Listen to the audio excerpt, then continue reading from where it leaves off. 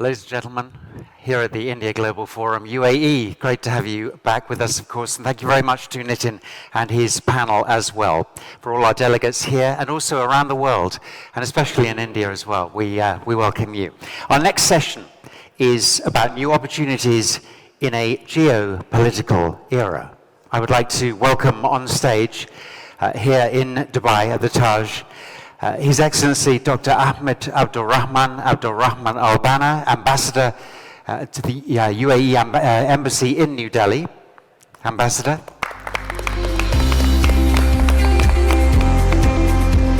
Also His Excellency Ilan Sztulman, Starosta, Ambassador of the Israeli Consulate in Dubai.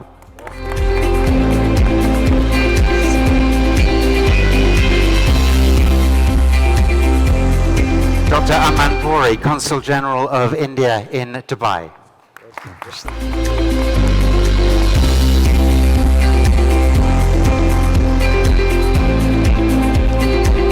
Ilan Braun, Head of Dubai Office at Dover Tower.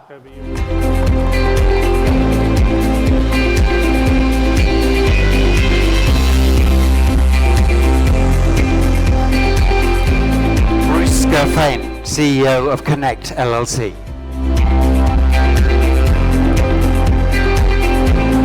And Elad Levi, Vice President, Head of Middle East and Africa at Netafim.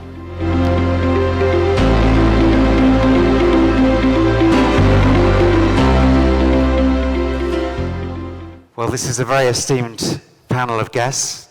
Many thanks for all of you for joining us. Thank you. At this India Global Forum. We're talking about dynamic alliances. And, you know, as a journalist working here in the UAE for about 13 years now, actually. Last year, when the announcement of the Abraham Accords was made public, it was, I think, like for everybody, a groundbreaking moment, and continues to be. So it's very exciting that we're here to discuss this important topic today. Can I start with you, Your Excellency, Ambassador AlBanna, could I ask you to reflect on this momentous achievement? Well, as you mentioned, the Abraham Accord was a major turning point in the overall political system in the United Arab Emirates. The emphasis was on that the UAE is extending hands of friendship, cooperation, hands of building strong new relationships and creating a new path, putting behind us the old contradictions and moving ahead with creating a better lifestyle, a better human interrelationship, a better economic relationship. When we talk about the accord, when we talk about opening up a new page, that means it is for the benefit of all, not only UAE nationals and Israeli nationals, but also benefit of the whole region. Thank you for that. Ambassador Starosta, can I have your reflections on this, please? You know, I think for us, this is a dream coming true. I mean, Israel has been reaching out for peace in the region for decades. That's our ultimate goal.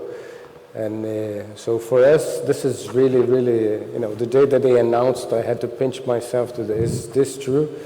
And now a year later, I'm here, you know, with my family, with a daughter born in Dubai, treated by Muslim doctors in the hospital, And my other daughter goes to nursery with Emiratis, Indians, Palestinians, Lebanese. And this is really a great thing that I think historical moment that we're living now. Dr. Amanpouri, can I put this question to you? This is obviously, normalizing of relations between Israel and the UAE. What are the wider implications for the region and also for India? Of course, India looks at it as an opportunity. We're seeing that since the signing of the historic Abraham Accords, there's been exponential growth of business engagement between UAE and Israel. And of course, it is enabling India to look at this synergy between the three countries. And we are quite focused on the Israel-UAE-India corridor, on this trilateral opportunity, because India looks at Dubai as a very important springboard, as a gateway to this region. And as you're aware, the UAE hosts the single largest group of Indian community anywhere in the world, 3.3 million strong and vibrant. So when there is more business happening between UAE and Israel, it is but natural that a significant percentage of the contribution to that trade and investment relationship will come from the Indian community here in the UAE. Of course, we are also looking at this outstanding synergy. Israel with a population of a little over 8 million, UAE a population of close to 10 million, and India 1.3 billion offers the scale. Israel, we all know, is a powerhouse of R&D for the world, has created some amazing innovation addressing global challenges. And UAE, which is home to people from over 200 nationalities, very vibrant business environment, the ease of doing business, the ease of living, regulatory environment, connectivity. We've seen that especially during this unprecedented crisis of COVID over the last year and a half, how people from different parts of the world have been able to come here. The celebration of this unique opportunity is something which we are very much looking forward to capitalize on and contribute to. Thank you very much, Dr. Haman. Let's, if I can, jump to Bruce. Bruce, can I put this, Bruce Gurfein, from the private sector point of view? As Dr. Haman was just talking there, opportunity is the key, right? And what sort of opportunity do you think you're going to see?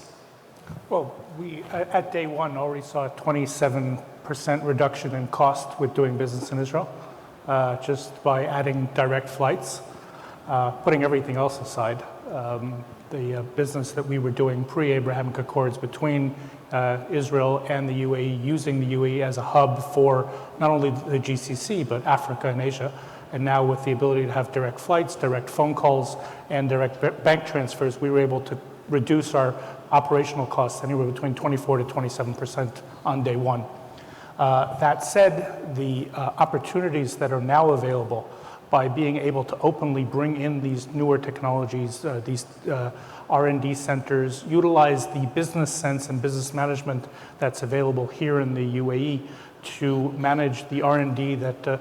Amanpouri had mentioned, has made our lives easier, and we look forward to capitalizing on that and making more money on it. Thank you, Bruce. Elad, Levi, can I ask you, the same question? I mean, what does it mean for your business? What changes are you seeing already in just over 1 year? So I think, as Bruce mentioned, for us, just by having the option to have direct relationship and direct business is something extraordinary. And let me share with you that, we used to do business in this region before the Accords, obviously in indirect ways, and we literally enjoy the direct engagement and the direct relationship. I think our company hosted a few delegations from the UAE, and the impression from both sides is that there is a genuine, I would say genuine surprise how warm this relationship got within such a short period of time. And I think that for a business perspective, it means a lot, because we are in discussions with our Emirati friends and companies, both in the government sector and with the private sector, on doing business not only in this region, but actually partnering and going together to many other places, in some places that are our legacy markets, such as the US market, the European market, etc., etc. And for us, it means a lot. It means that first, we think we have the same business mindset, and second, that we share the same business values, that we actually believe that we can go together to many other markets. So we see a significant opportunity, and the UAE is definitely will be and will be the hub for us for doing business in the region, but also globally. Great, thank you for that. Ian Braun, can I ask you, what are your reflections, and particularly in the mobility sector, with a specialized focus on that? For you, in your sector of business, how do you see growth progressing following the Abraham Accords? First of all, thank you so much for having me. I think there's a great integration of economies and people. These relationships came in exactly like a glove into the hand, and there are great potentials into integrating our economies with investments, with projects, and I was very happy to hear the projects about jointly going to Mars, and projects that they have a vision and which is aligned with UAE vision and the Israeli government. We definitely see a great potential into the air mobility and the UAV sector. The mobility and the agriculture that my colleagues and friends that just mentioned briefly, and I think even not the sky is the limit. I mean, we are way beyond that, so we are very fortunate. Ambassador AlBanna, can I come back to you and ask you, what are the current targets of bilateral trade and business? How is it doing so far? Have the targets been met? Obviously, COVID has had an impact, but the targets are still there and they're high, right? Well, no doubt. The situation that was created by the pandemic has affected the global economy. But nevertheless, even at bad times, there has been opportunities. I'll give you an example of the bilateral trade between United Arab Emirates and India. In 1985, if we look at the figures of the bilateral trade, it was $185 million. That's the foreign trade, the value of the foreign trade. That was in 1985. If we look at the figures of 2020, 2021, or rather a correction, 2019, 2020, the figures reached $60 billion. Now,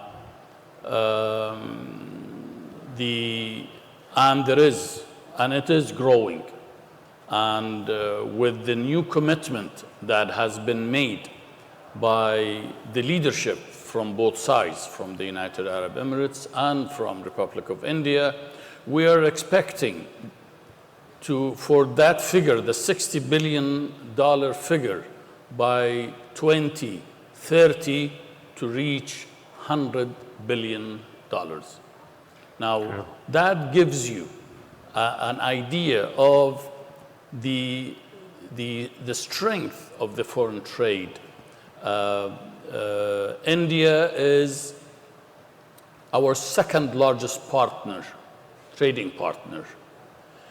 The United Arab Emirates for India is the third largest trading partner after USA and China. So imagine USA, China, and then United Arab Emirates. That by itself tells you the whole story. And with the current ongoing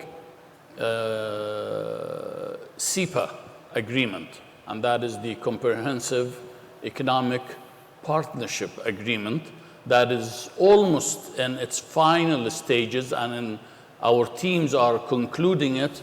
Once that happens at the very beginning of next year, maybe first, second week of Jan, that by itself will be a major element into boosting the overall relationship, the overall bilateral relationship. Not forgetting the trilateral aspect of it, when we have different, each one of us or each country has a strength. Israel, India, United Arab Emirates. When those comes and combine together, that creates a much larger strength. So therefore, I believe that the bilateral relationship, if we talk about UAE-Israel only, or if we talk about UAE-India, it is on a track that will grow immensely. Thank you for that, Ambassador. Ambassador Starosta, what sectors do you think will stand to benefit particularly from trade and business upcoming? I think, first of all, food security. I mean, this is something that it preoccupies everybody in the region. You know, the challenges we have in the next 10 years, 15 years with climate change, they don't know borders. You know, they don't know where is Israel, where is India, where is the Emirates. So the only way that we can cooperate is by doing joint ventures, and that's what my friends here do in this. So I think, first of all, food security, because we're very good in developing, we're not very good in scaling up. So we need, you know, the capabilities of scaling up of the Emirates and India. Second is IT development, R&D, because again, we have minds from different countries, and we believe that in order to be really innovative and creative, you need to have different perspectives and cooperation, international cooperation. So we have here three giants, if you want, you know, join in that. And then digital health, I think it's another, because also medicine is a very, very wide, you know, field that today, you know, if you do digital, you're going to save and you're going to give much better health to all citizens around. So I think that's those three are the ones that I see growing up faster and faster in this triangular relationship. And Dr. Ahmed, in your work, obviously, as Consul General, are you finding you are having more important meetings and more dialogue with Israeli companies coming in here to Dubai already? Yes, absolutely. In fact, together with the Consulate General of Israel, we had hosted an interaction for about 250 businessmen. That was in October this year, and it happened in Dubai. So we had about, you know, an equal number of people from India, and we had the businessmen based out of UAE, some of whom, you know, Indian origin. But of course, there was an amazing synergy which was created. And in fact, at that time, we had decided that we'll take a delegation from Dubai to Israel.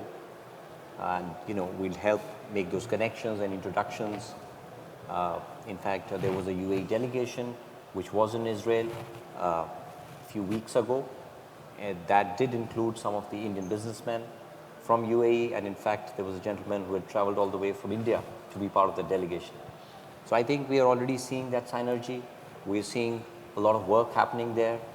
The sectors which we are looking at is fintech, health tech, agri-tech, AI, cybersecurity, and I think in all these sectors, there's a lot of complementarity between these three economies. Bruce, Gurfein, can I ask you, you know, what's at the moment, do you have, I mean, how do you see the connection between Dubai, Abu Dhabi, I mean, the whole of the UAE through, from your business in Israel to India? How can that work? So, you know, there's this story of the president of India, his advisors had come and told him that Israel were complaining about a vote in the UN And he says, oh, so give me the brief. Who is Israel? I said, well, they're in the Middle East. How many people live there? Well, about 8.5 million. I said, really, what hotel do they stay in? So, Israel has amazing advantages, a lot of technology advantages, a lot of innovation advantages. But if we take, for example, the medical sector, in order to prove medical technology, you need to have great innovation, but then you need to have the right business management and the right international scalability, which is available here in the UAE. But you also need to have people. You need to be able to implement this technology in a hospital that's going to give you the right amount of physical bodies to make sure it really works and make sure that it's really out there. Now, you can't just go anywhere. You need to go to a place that has good medical hospitals, good doctors, someone that actually knows what they're doing when they're testing it. And that's where the India section comes in. Because we can go to several other countries that have a lot of physical bodies but don't have the medical profession. We go to India, we go to places that have the actual intelligence to really take that and move together. If we go to fintech, again, some great ideas that are coming out, a lot of them even coming from the military sector, being converted into civilian markets, et cetera. But if you don't have that scalability that's available in the UAE and the population that's available in India to actually really test it, it's never going to happen. It's never going to become those unicorns that we all strive for. All right, we're running out of time, but I'd just like from all of you, if possible, just to get a 1-minute statement on what you believe are the key new opportunities between the India-UAE connection. Ambassador AlBanna. Well, as I mentioned earlier, the opportunities are endless, and specifically in the sectors where there are certain strengths, be it healthcare, be it education, be it artificial intelligence, advanced technology, manufacturing, air and space, and many other, renewable energy, solar energy. Those are the sectors where there are strong attention has been paid to and has been looked at very carefully. And I think the combination, if we talk about India, Israel, UAE, if we put our efforts together, the strength from the UAE, let us say the capital in certain ways, in certain projects, the technology from XYZ, the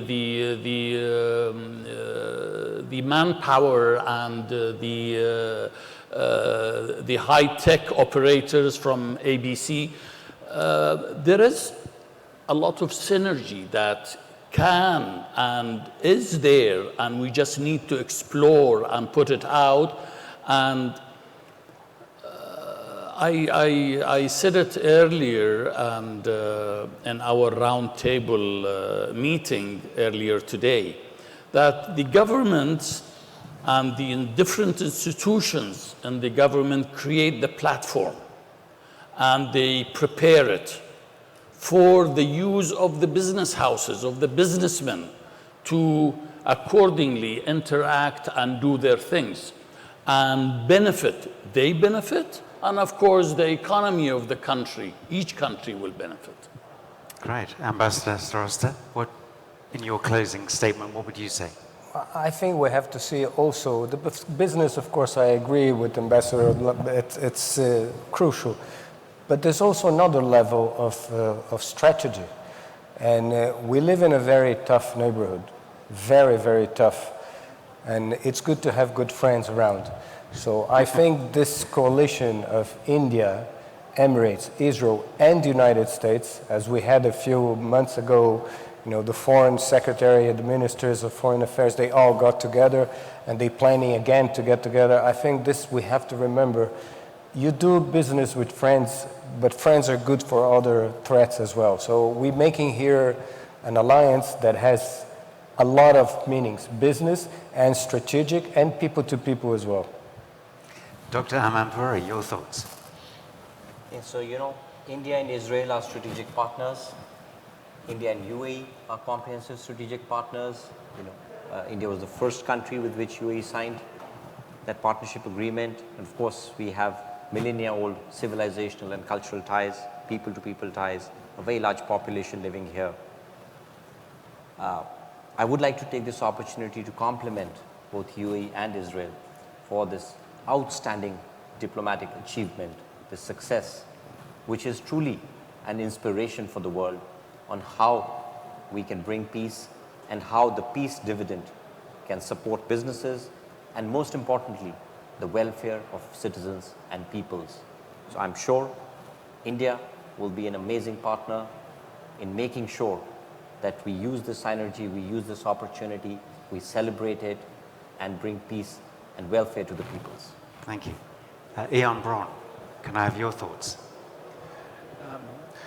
I think the objective of these trilateral is to strengthen, grow the relations between all the parties. Of course, there are cross-vertical opportunities in various sectors.